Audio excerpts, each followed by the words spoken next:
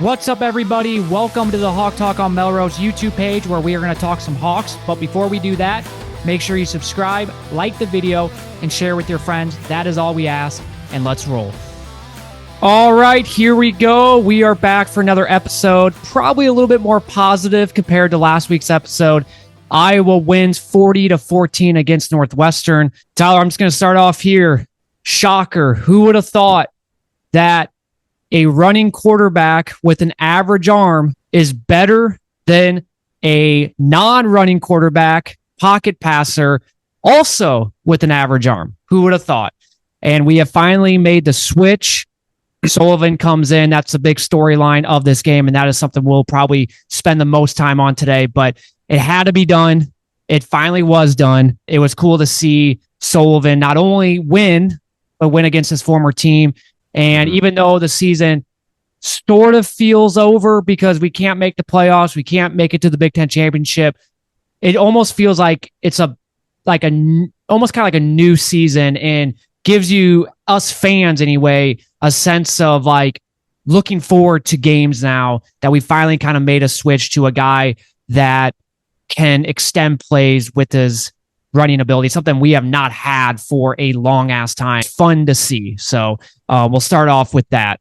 Yeah, Kirk probably hates to hear this, that maybe the fans were right in this situation. We've been calling for Sully for a while now, I think. Yeah. Most of us fans anyway. And you're exactly right. I think it was really, really cool to see him. We didn't know if we'd see him against his former team or not.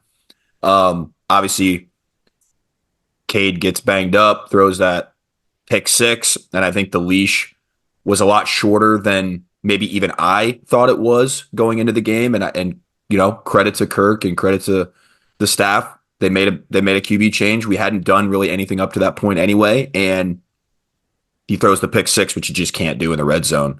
And Sullivan comes in and provides just a spark on offense. I mean, he didn't do much through the air. He wasn't asked to do much through the air, but like you mentioned, him on the ground, utilizing his legs, getting first downs, extending plays when nothing is there in the passing game. It was really cool to see. Yeah. And I think him leading the way on that little flip to the tight end and him getting out in front and blocking, it really kind of exemplified, I think, kind of who he is and kind of the swagger that he plays with. And I think he was ready for that moment. That is something that we need. And I'm not saying Cade doesn't have swagger, but it's like a different sense with Sullivan. And what I loved about it too is after he got done doing that block, he kind of went back to the guy that he blocked against and was just talking shit to him. That is something that you need. And then the play after was that read option keeper. You think Cade would have been able to do that? No. We keep saying it on this podcast. It starts getting kind of old after a while, but yeah, it was that sense of like, Cade just, there's like only so much he can do. Yeah, and he's a 6-year guy. He's not getting better. He's getting worse. And we're at a point, and I told you this, and you obviously know this, and fans know this. We're 4-3. We're not 7-0. We're not winning these close games and undefeated. And okay, well then you got to stick with Cade because you're winning still. It's not the case. We're 4-3, and we had essentially nothing to really lose the rest of the way. And I'm glad they made the change. He's more than likely going to be the starter. And if he's not, this is his audition to prove that he should be going into next year. Exactly. Like if he ends up starting the rest of the way, and let's just say he kind of looks average too, then you know what? Maybe then we can go out in the portal and maybe find another quarterback that can compete against him, But if he looks fine, if he looks decent, like he looks like, hey, like this guy can be the guy, then we know what we have going into next year more than likely. But yeah, going back to Cade for just a split second. I mean, you saw yesterday, even before his 2 bad interceptions, I know the first one got waved back because of a roughing the passing call, it was just a horrible throw. And it was before the guy hit him. Like, it wasn't that like, he threw it as the guy was hitting him and it was a bad throw. No, like he threw the ball. Granted, he probably saw him coming and it probably threw him off a little bit, but threw the ball and then he gets drilled and it was a horrible throw. And then it's obviously his interception was bad. But prior to that, like even his long ball to Seth Anderson, I know I'm nitpicking a little bit, but that was another not accurate throw. Should have been a touchdown in stride. If it wasn't for Seth Anderson reaching out, making really athletic catch there, that would not have been caught. Yep. And then on that same drive, he had Seth Anderson again open in the end zone. and he threw Checked him it down. Wait, well, no, not that one. Oh, that was okay. the other one. Yeah, this was the one where Seth Anderson was open, and he threw him. It was, I mean, Seth Anderson caught it again, I remember, but it was out of the end zone. Right. Jacob Gill, he had him on an easy 5-yard out, and Gill had a tiptoe on the sideline to catch that ball. And if he leads him in stride, who knows? He could have maybe cut it upfield for 5-10 yards. And then that one that you're talking about, that play action where he checked down, he had a guy wide open in the end zone. So it was, I mean, yes, that drive wasn't bad, but it goes to show the dude's just not accurate. It comes down to your arm is average. You're not placing the ball accurately, and you can't run. You have no sense of threat running the football. And it's just no coincidence that the minute Sullivan comes in there, we're able to run the football way better with Caleb Johnson. That shotgun play, I saw it from the get-go. I saw it right away. Their defensive end didn't crash because you now have to look at Sullivan as a threat, right? That he can run the football. With Cade out there, you don't need to worry about that. So you can crash your defensive ends. Yep. And it's simple as 1, 2, 3 when it comes to that. So I'm just glad they did it. I'm going to pull up now the drive chart here. Right after that interception, Sullivan came in, and it was 3 3-and-outs in a row.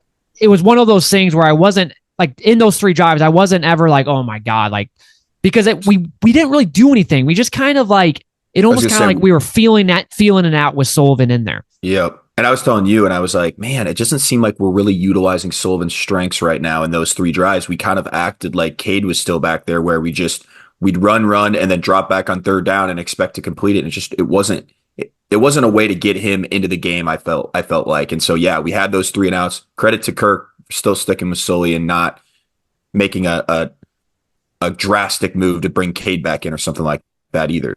Yep. And then right after those 3 punts, which by the way, all 3 punts by Dakin were phenomenal. Inside the 10-yard line, in the north end zone. Inside the 6-yard line. Yeah. I think it was 4 in a row. Hell of a day for him. We always joke about punting is winning, but when that happens, that is real winning right there. Yeah. So then we finally, so then after those 3-and-outs, as you can see here, if you're watching this on YouTube, the drive chart, we finally get a touchdown, 5 plays, 52 yards. Great run by Caleb Johnson, but that drive was set up by Sullivan's running ability. He had a few plays in that drive where he extended the play. He got a 1st down. He got 5 yards. That does not happen with Cade McNamara. Now, maybe, and who knows, maybe on that drive, Cade completes a few balls. We never would know that. But what we do know is that he wouldn't have been able to do what Sullivan did on that drive where he is making plays out of nothing, extending plays by running the football. So we get an easy touchdown there. And then to start the 3rd quarter, touchdown. Yeah.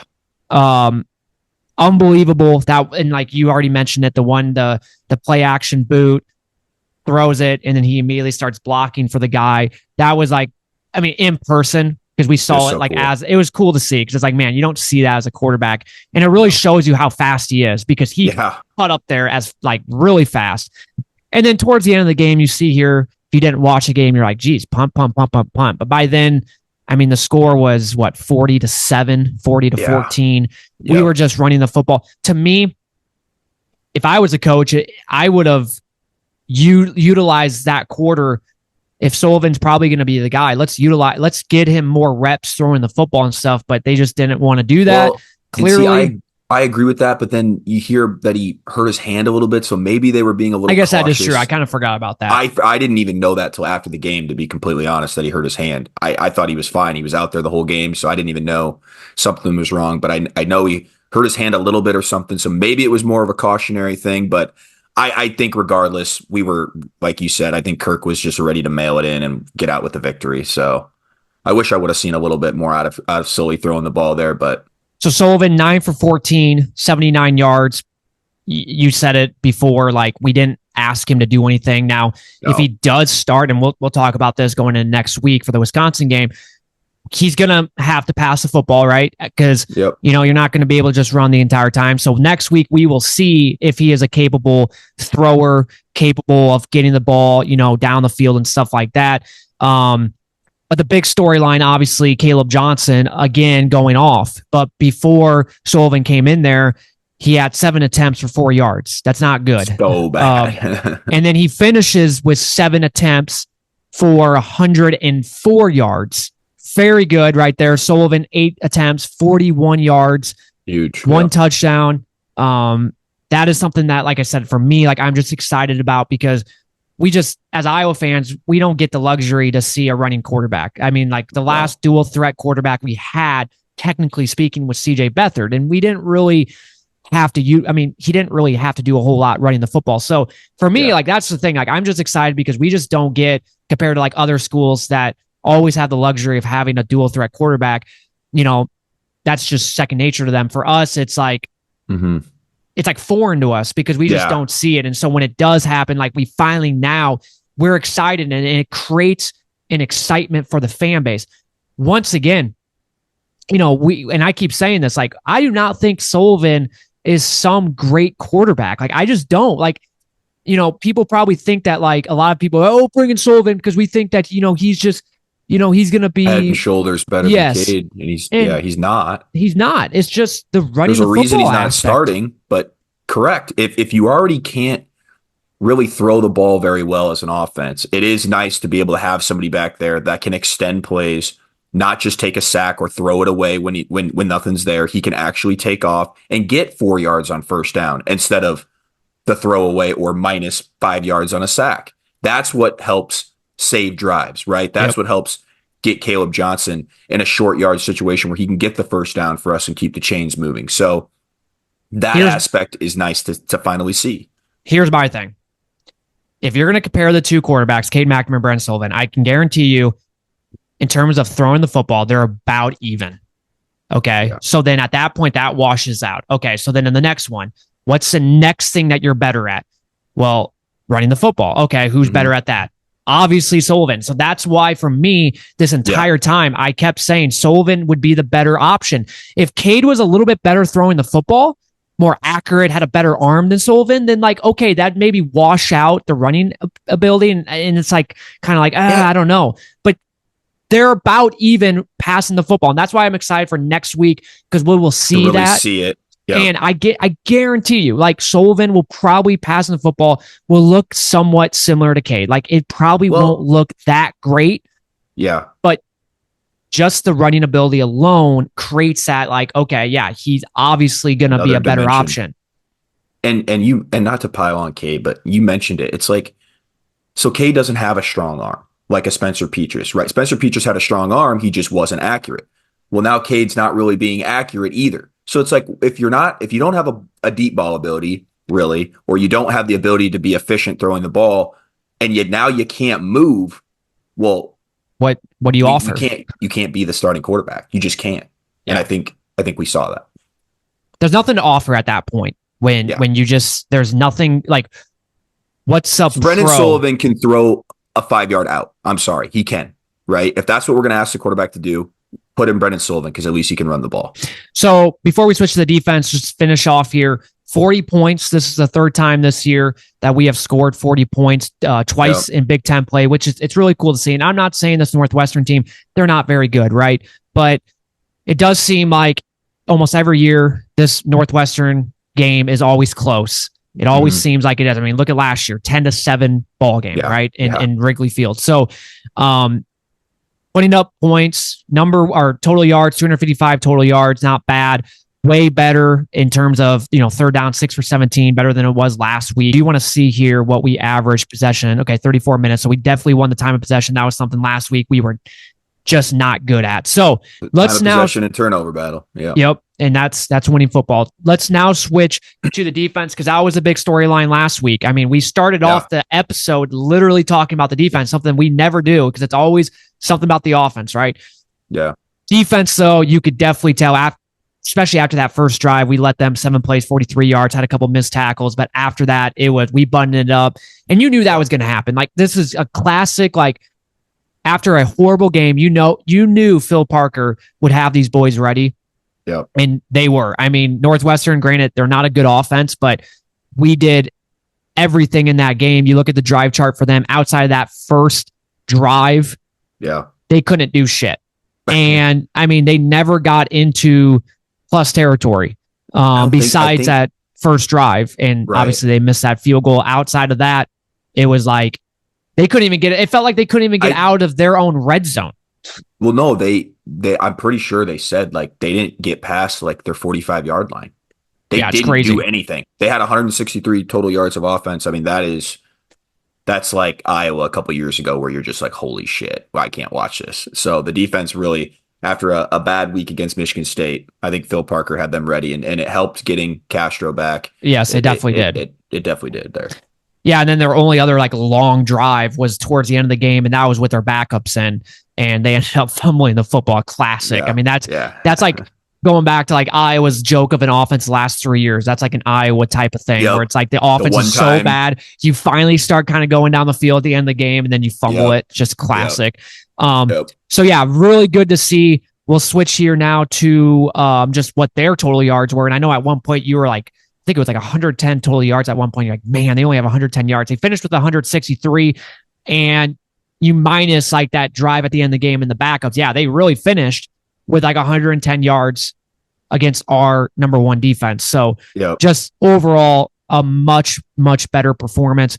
Going to be very curious to see how this Iowa defense takes that next step going into next week, because let's face it, Wisconsin's offense is going to be much better than Northwestern's offense. So it's going to be something fun to watch.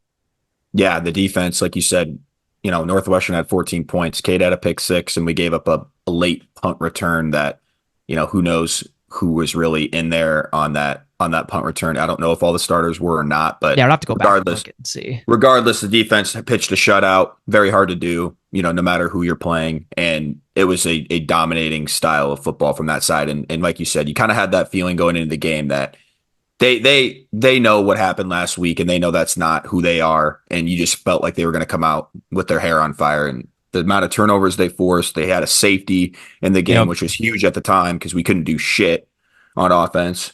It definitely helped. And then I know we'll talk about special teams. You mentioned it. Dakin had a hell of a day, and then Weegan had his own punt return that sparked everything too. So I mean, it was a great overall performance. I think from very complimentary. Outside of the first quarter with the offense, the entire game was another. It felt like the Washington game where all three phases were great. Another game we didn't sweat it really, and besides the first quarter. But that's the thing too. Like I think even if Cade would have finished this game off, I think Iowa wins it. Like this is just that first quarter. It was such an Iowa like, what are we doing? Yeah. But we finally started turning it on. Like I do think we would have won it, but I would have been very curious to see how that game kind of ends with Cade McNamara, because I don't know if the running game just gets going. Caleb Johnson does not. I don't think he does what he.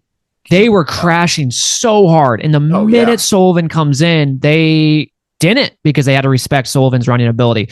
One last thing with the defense, it was good to also see, as you can see here, total plays. I mean, that was something the last 2 weeks. We had 80 total plays against Washington, 70-something against Michigan State. Needed that to go down because it's like the defense can't be out there all the freaking time. 51 total plays. That's not many at all. And think about it, some of those plays were with the backups. So the starting defense really played maybe 40 snaps. So that's cool. And then the average yards per play for Northwestern, 3.2. That is very, very brutal for them. So overall, very, very good game for Iowa. And now we switch. Night game next week against Wisconsin was announced last night. Really looking forward to that. And we can talk about it here, like, because I know Kirk's comments at the end of the game, like it gives you like that, okay, who's going to start? But I would, if I had to bet money on it, I think it's going to be Brennan Sullivan, and it gives you as fans something to look forward to, right? Night game, Sullivan in a maybe a full weeks of practice as being the QB1, like going to be kind of exciting to see, like, does the offense change a little bit with him? Do we do a little bit more RPO? Do we do more shotgun read options? I mean, I would hope that we do that type of stuff. I do think that he's probably better in the RPO game than Cade. We actually saw it yesterday at one of the plays. So going to be very curious to see, and it makes me excited for next week's game. 100%, dude. And I think, I know Wisconsin lost to Penn State last night, but they for at least a half, they were really competitive. Yep. And they'll be a tough out. There's no doubt. I mean, that's always a tough game no matter what the record is, right? I'm excited. Night game, like you said, Sullivan coming in. I think you're right. I think Sullivan starts. Yeah. I hope Kirk doesn't do that to Cade where he puts him out there because of his loyalty to him, and Kirk's got an ego, I feel like, sometimes against the fans. He will get booed so hard if Cade's out there. And I hate that for Cade. Like, Yeah. I don't agree with the booing, but you're putting him in a very tough spot if you trot him out there after Sullivan. You pulled him.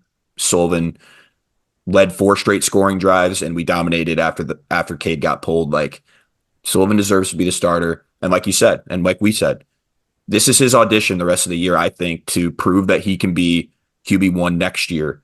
And, I think it's a really good test early on against a really good Wisconsin team next week. I think I have confidence that, Sullivan can do this, and I hope he looks good, man. I want something to cheer for the rest of the way, because I know the bigger goals are out the window. And like you said, it's kind of like a new season right now, and I hope it goes well the rest of the way.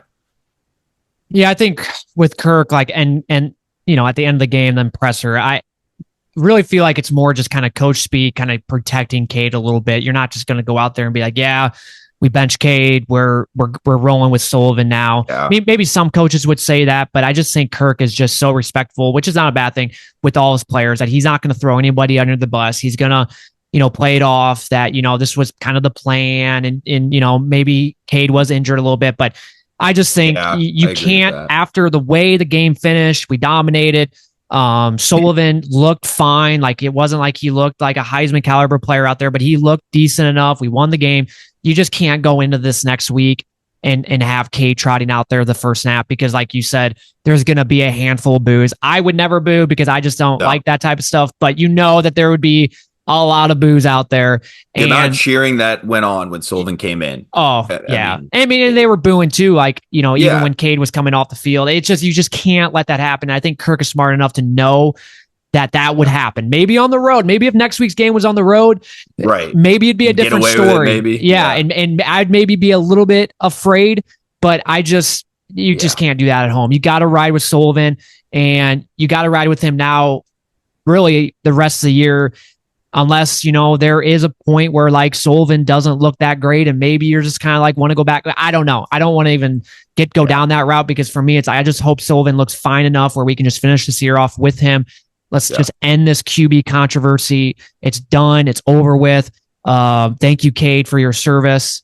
I think if Tim Lester utilizes the strengths of Brennan Sullivan, you talked about it, RPO game, his legs, can't be worse than it has been. It can't be. It just can't be.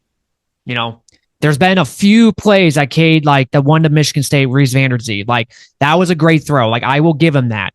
But I think you even said it, like, one play doesn't make up for the other 10. Make up for the other 10 that are not good.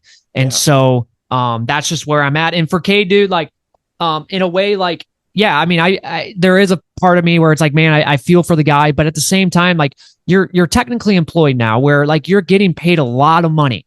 So we expect, as fans, like, we want entertainment, but we expect, like, if we're paying you, you got to deliver, you got to produce for us, and you just haven't yet. Like, there has not been a game that, like, we walked out and we're like, man, Cade looked really good. Like, going back to 2021 when he played at Michigan State, I know they lost that game, but he put close up to 400 yards, which was really good that game.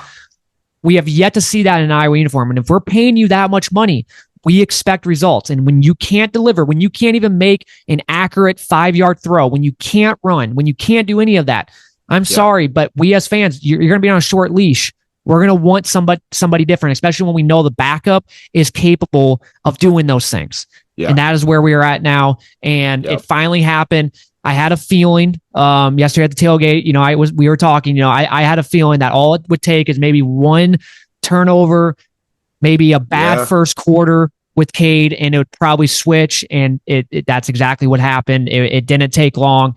I was less optimistic, but you were kind of on the money with it. And I think maybe us being 4-3 was maybe the difference in that decision too. I also thought too, with us playing Northwestern, that they would give Sullivan more opportunity against his former team. And that's where I kind of felt like, okay, maybe he will go out there. But at the same time, though, I'm not going to lie. In the first quarter, I was starting to kind of take back with what I said, because on that drive that we went down the field, we got to the 10-yard line.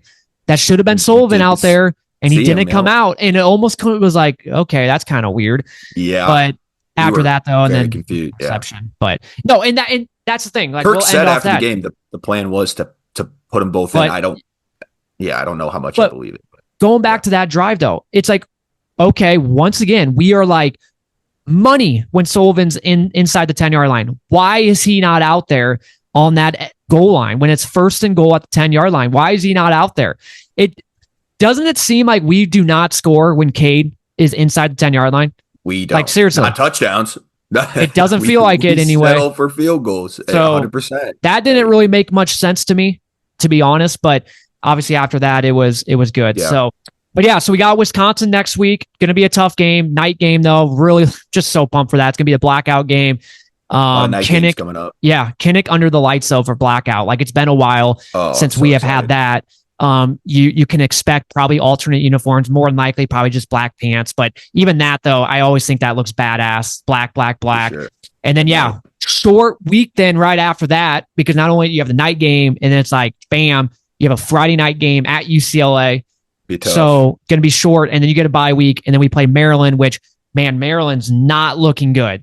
But that's going to be that game, though. There's going to be a little bit of drama because of like the whole Brian Ferentz thing. I don't think it's that big of a deal, but you know how that's going to be. Bring that up. They'll definitely have, like it's definitely going to be topic of mind that week. Yeah. Yes. So you got that, and then obviously Nebraska, another night game. So the last 2 Iowa games will be on NBC at home and night. Yep. That will do it for this episode. We will be back next weekend, next Sunday, to go over the Iowa-Wisconsin game. Hopefully it goes well. Hopefully Sullivan looks fine, and we're feeling good to close out the season. So that will end it for this one. Thank you guys for listening, and go Hawks.